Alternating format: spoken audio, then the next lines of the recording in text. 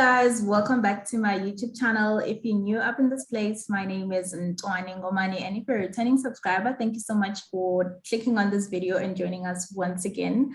Today, I have the very beautiful Sifikile Tungela who is joining us, and we're going to be talking everything about ACCA. I know a lot of people have been asking me about it.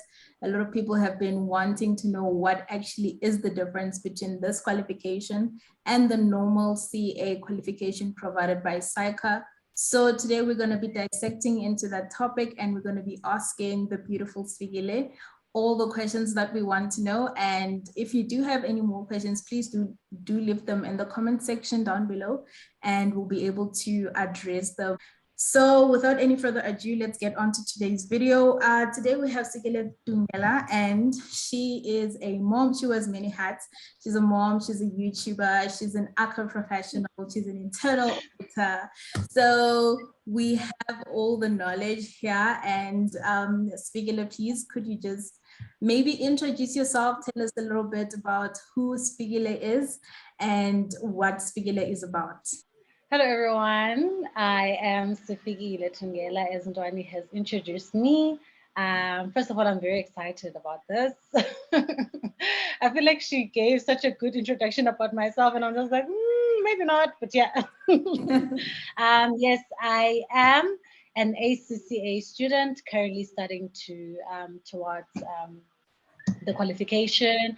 I'm not yet an auditor, but internal auditor, but that is what I am aspiring to.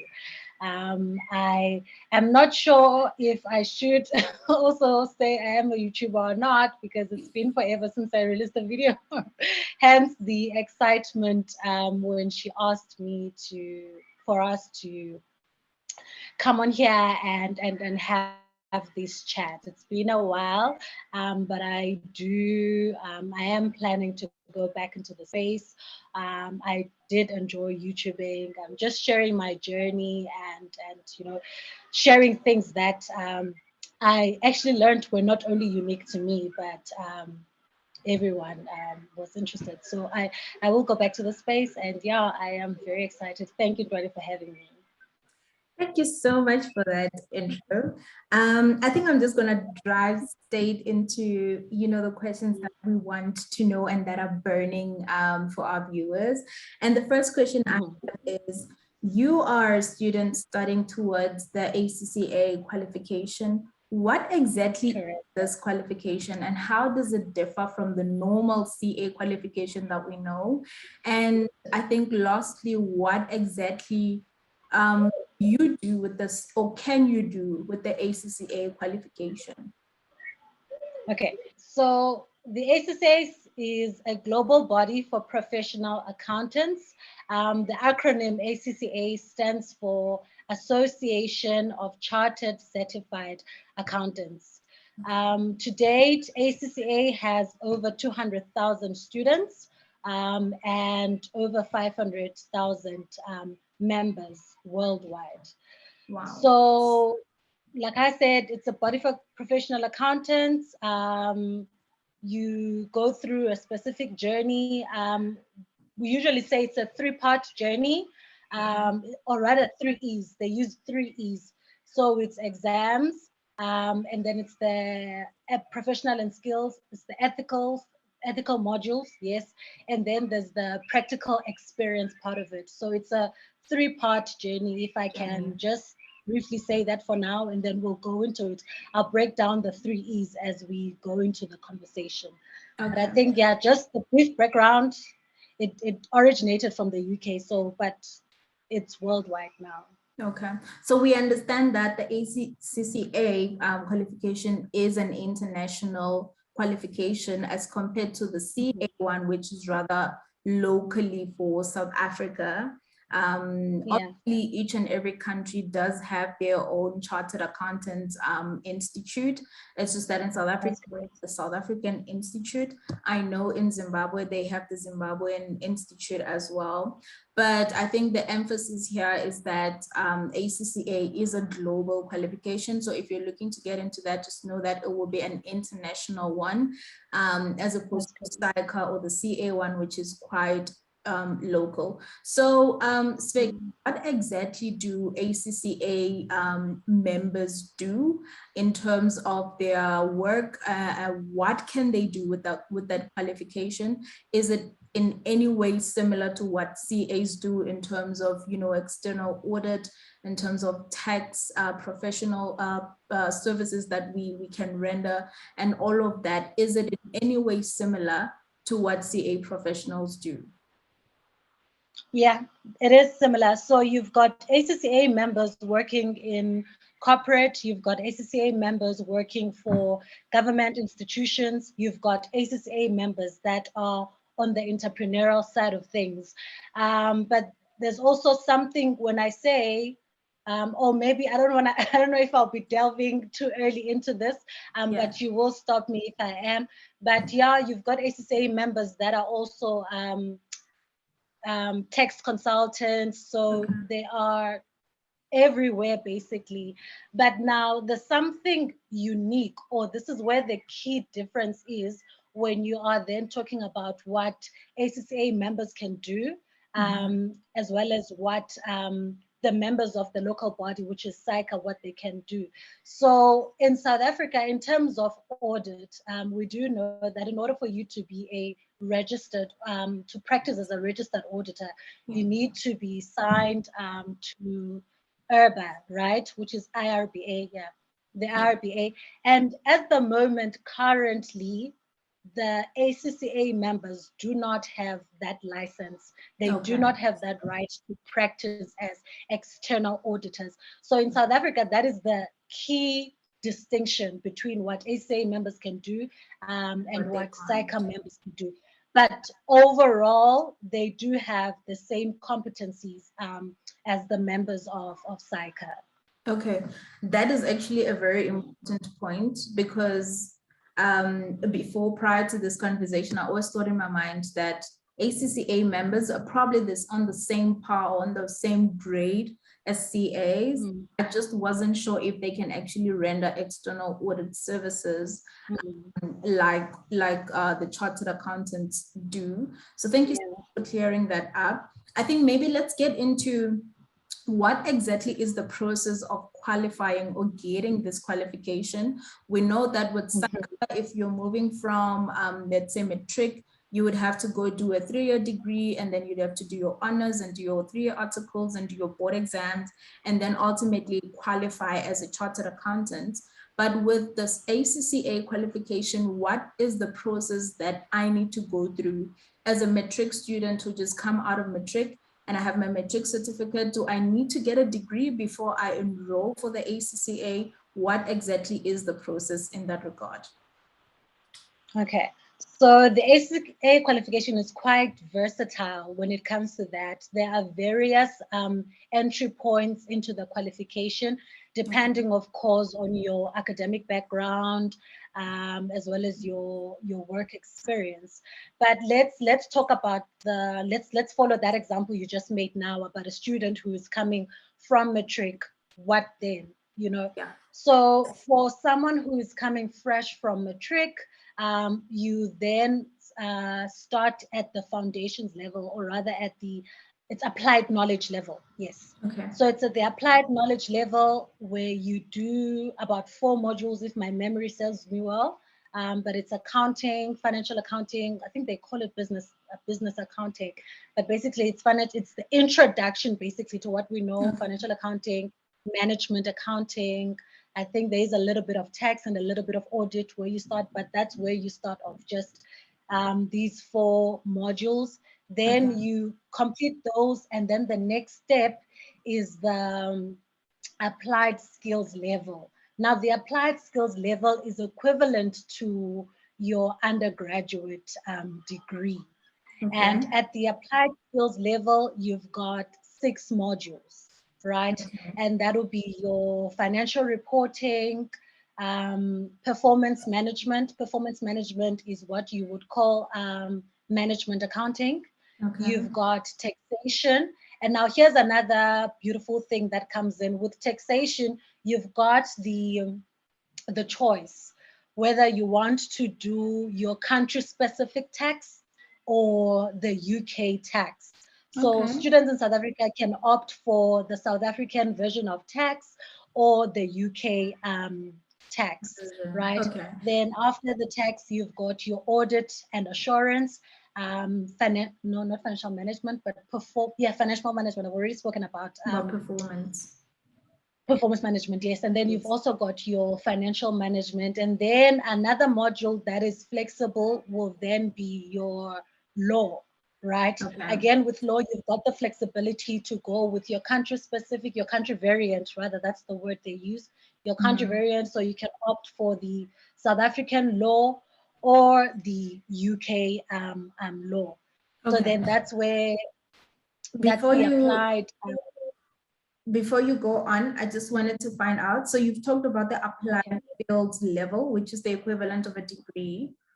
How long does this take, together with the applied knowledge, which was, we said, was the basic? So how long does this take to do?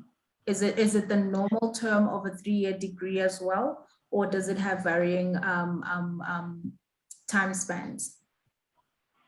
I will say yes and no, and it depends on you. I know.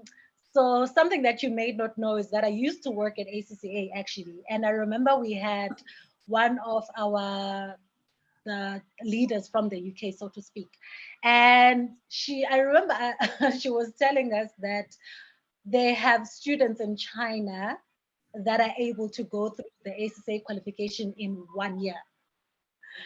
And that sounds crazy for me. But the other part is relatively 3 years. 3 years. It will take you about 3 years to complete. But again, it depends on, that's again the flexibility around the qualification, that it depends on you. You can pace yourself. Just like that student from China who was able to do it in a year.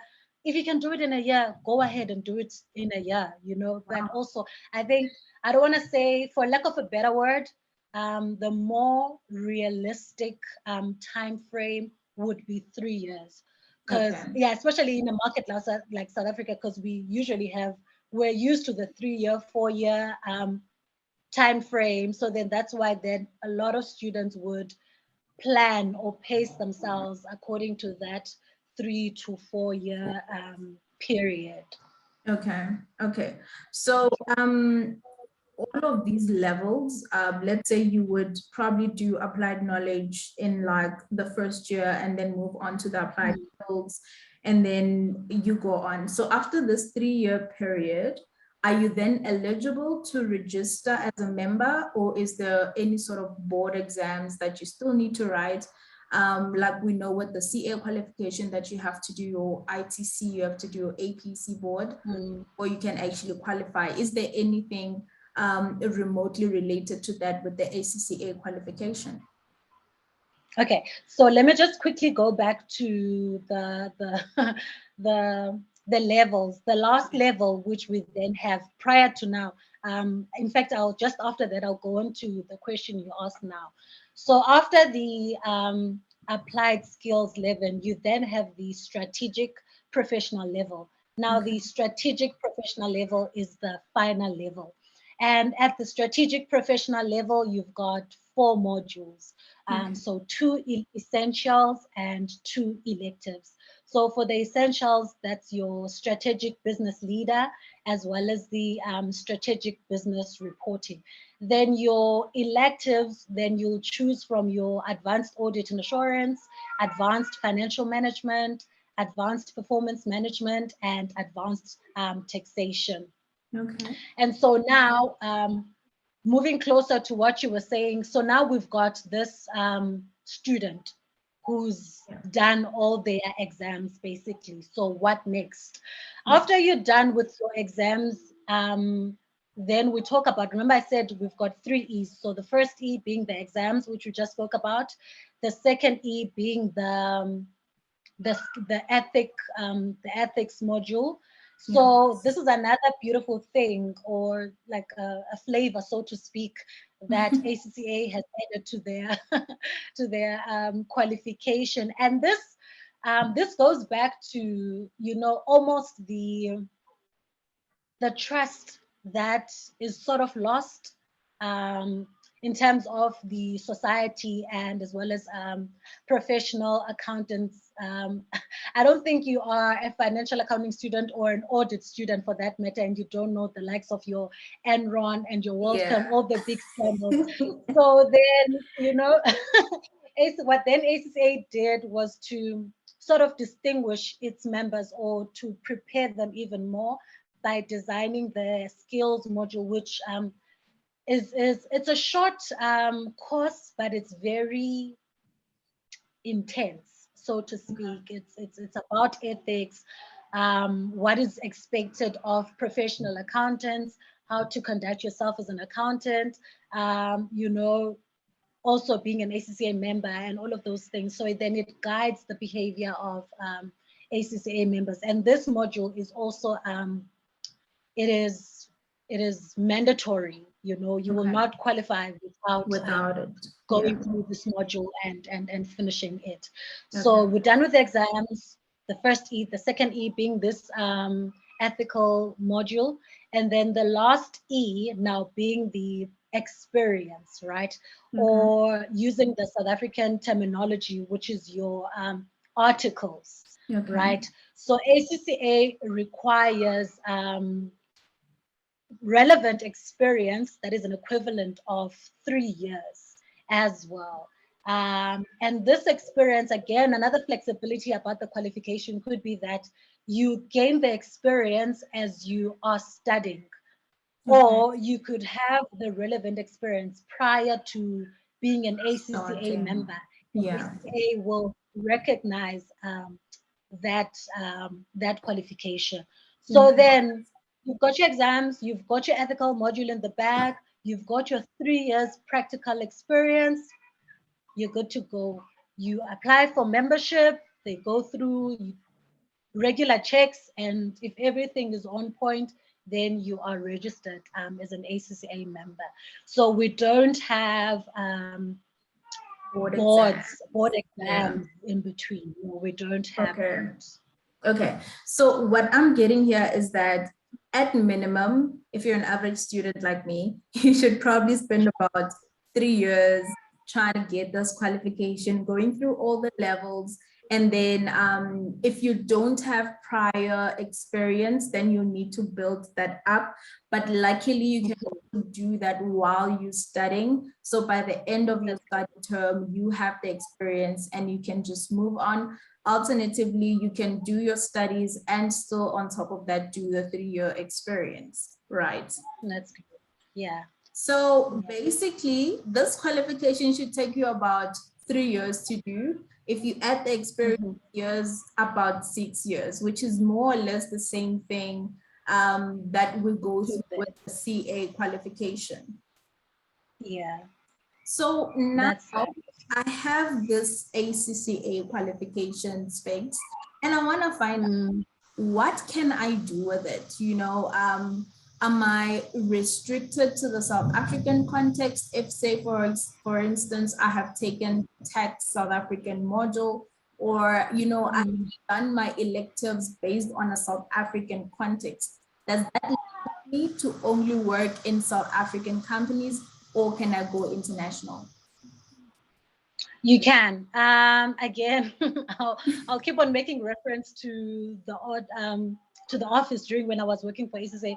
One of the things that they used to say is the ACCA qualification is portable. You know, you literally get up, take it as it is. You move to China, you move to wherever you want to go. You know, you go there, you plug and play, basically, right? So that's the beauty of it, that it is recognized. I think in over 173 countries. Wow. So it is like that. And also another thing that ACCA has been doing, I know SAICA does it as well, where they have agreements with other countries, where, for example, I know one of those countries for us is New Zealand. Yes. So you are an ACCA member, and then at the same time, you want to hold the local body qualification, wherein you will then, because of this agreement that is in place, you'll probably just have to write 1 or 2 exams, and then you get the local body qualification.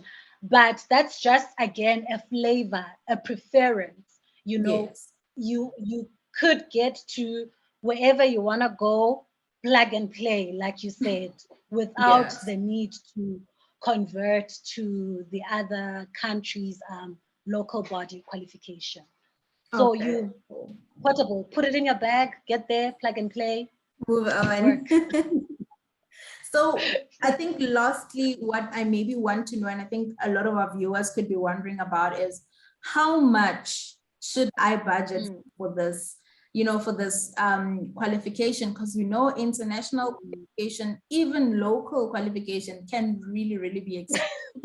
So how much, what is the range? Am I looking at, British pounds? Am I looking at US dollars? How actually do I need to budget for me to start with this journey? Okay, so it's relatively the same, Ntwanie. It's the same as your, like here in South Africa. It's run about the same level. I guess then perhaps you just have to budget more for for bank charges because yes, you do pay in pounds. Like I said, since the qualification originates from the UK, so you do pay your fees in pounds. But then again, another, I think, flexibility or something beautiful about it is I think if I'm correct, it's about 70K, right? A degree, an undergrad degree to date. Yeah, more or less. So, yeah, more or less, you're looking at that much as well. And with ACCA, you could pace yourself. Like I said, you could, okay, I don't have this 70K right now, but then you can choose to take maybe 1 or 2, pace yourself. You don't have to pay all of it at once. You could just pace yourself like that. I don't know if, as I was thinking, I thought of something I did not mention about ACCA, and it's something I think maybe your subscribers, a question that they may have as well is, okay, does ACCA grant credits? Say for example, you've got now a degree, you've got your BCom and you're interested in going the ACCA route. I know for certain degrees, you are able to get the first 9 exemptions, right? Wow. So then, yeah, so you'd be exempted from the basic level, which is your applied knowledge level. You'll be exempted from the applied skills level, and then you go straight into the professional level. Because that's what ACCA did with a lot of universities here in South Africa, and that's something that's worth mentioning. ACCA, that's what it's trying to do, is to work with universities in South Africa. I know now there is a qualification that Wits is offering that is tailor-made, if I'm using the right words, but it's structured along the lines of the ACCA qualification. So you get the first 9 exemptions and you just go straight into the professional level, where you've got the 2 electives and the 2 essentials. So ACCA does allow for that if maybe you want to, move streams and things like that. And also, in terms, another thing that came to mind as we were talking about fees is ACCA alongside Facet. Facet is the, you know Facet, right? The financial. So from time to time, Facet does fund students that are interested in ACCA. In fact, I don't know, maybe if I'm allowed to mention names, but I know there is this college that starting from next year, they're looking for about I think about 100 students, if I remember well, that are interested in studying the ACCA qualification, and they'll be funding their studies. So to bridge that gap again, you know, where people aren't able to afford the qualification and things like that. So I thought that would be worth mentioning. Yeah, that is actually a good thing. I think people should definitely look into that, especially somebody who has a degree and maybe they want to pursue that qualification. I think that would be worthwhile. You know, fees can be really, really expensive. And in South Africa, that is the stumbling block for many students who want to pursue careers. I think the last point from me, before this gets a bit too long, is basically words on someone who, you know, wants to pursue the qualification but is a little bit unsure. Should I go for the ACCA? Should I go for the ACCA? What would you say to them as somebody who is within that space yourself? That space. I think for me, first of all, you know, and this is something I once mentioned, that we are practically now operating at a global level. Yeah. You know, and what better way to prepare yourself or to set up yourself apart by studying a qualification that always has that global interaction, so to speak, at the back of its mind. You know, it's something that I also find interesting about the ACCA qualification, and this is something that happened a long time ago. But for me, it just told me how progressive the qualification is. You know, ACCA was the first professional body to admit women.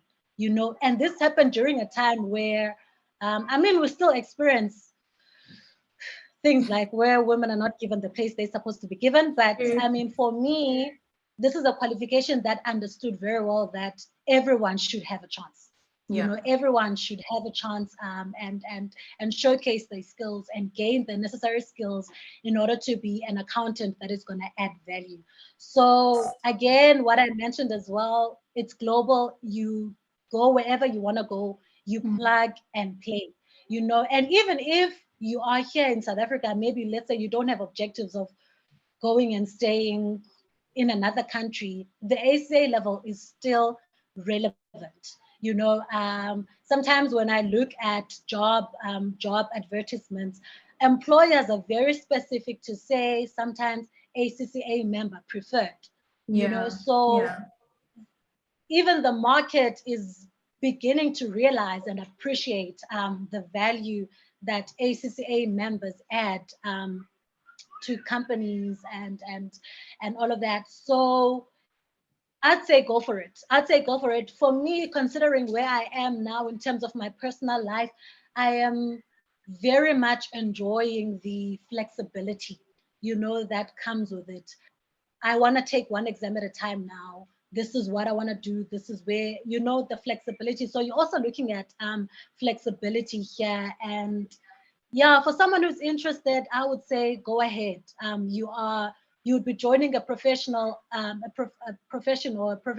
of fast forward thinking, progressive as well, because ACCA, even in its syllabus, they're incorporating your topics such as your IR, data analysis, all of these big topics, you know, that are coming about today.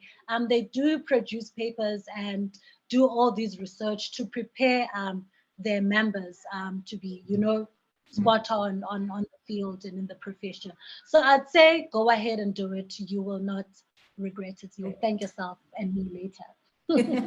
And I think for me, if I even should mention, is that what I like about the ACCA qualification is that you can pace yourself as compared to the SAICA one. You have a standard period that, you know, by this time you need to be done with this and then start with that. We know there are penalties if, for instance, you have to run a board for more than this number of years. But with the ACCA, you can then pace yourself. If you're somebody, you know, maybe you're running a business or you holding down a 9-to-5 or something like that, you still have time to sort of slot in your exams in there. And I also like the fact that it's international. I mean, the CA qualification is international to a certain extent. I know in the US you can't practice as a CA, you have to do their specific CPA. Not sure Okay. of, you know, some sort of accreditations, you can get a write-off for that side, but it's not as versatile, it's not as just, you know, plug and play as the ACCA is. You'd have to find specific countries in which you can practice as a CA, while ACCA, it's literally everywhere. So yeah, thank you so much, Fix, for sharing your journey, for sharing your knowledge and all the tips and the tricks that you've given our viewers. I hope you guys found this as useful and as informational as I did. I knew nothing about the ACCA, so I thought, you know what, let's bring in a professional. Let's bring in somebody to come and share their journey. So I'm really, really grateful for this time. And thank you so much for taking the time out of your busy schedule. We know as a new mommy, you know, things get a bit hectic, but thank you for squeezing us in. We really, really do appreciate it. Thank you for having me. Like I said at the beginning, I was excited about it. Thank you so much. Thank you for giving me this chance also to just share about the ACCA, and yeah, thank you for having me, Ntwanie. I really appreciate it. And I will stick around the comments as well if anyone has a question. So I'll be sure to stick around. Thank you. Great. So you guys, if you do have any more comments, questions, whatever it is, just drop it down in the comment section. Spix and I will be there to answer some of your questions, probably all of your questions. And don't forget to and like this video. Please share it with people who are thinking about taking on the ACCA journey or just want to know more about it. And until next time, I will see you guys in my next video. Bye.